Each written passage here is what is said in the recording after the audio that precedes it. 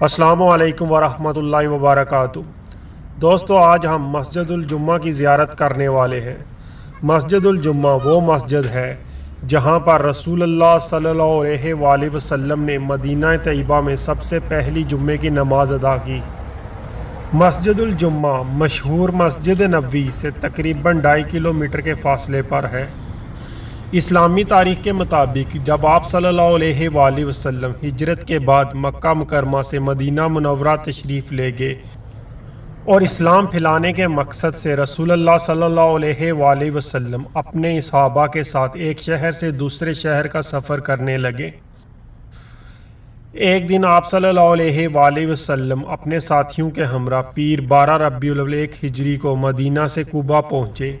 وہاں 4 دن قیام کرنے کا فیصلہ کیا، جس کے بعد جمعہ کے دن انہوں نے مدینہ واپسی کا سفر شروع کیا۔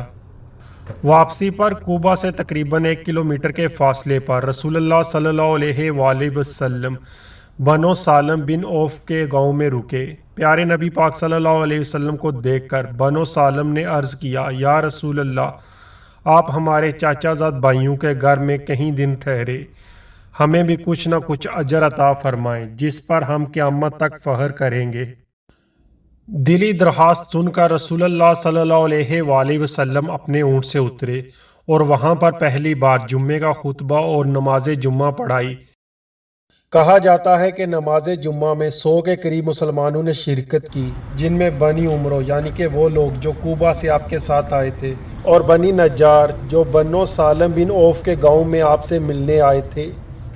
جمعہ کی نماز کے فوراً بعد نبی اکرم صلی اللہ علیہ وآلہ وسلم اپنی اونٹنی قصوہ پر سوار ہوئے اور مدینہ کی طرف روانہ ہوئے۔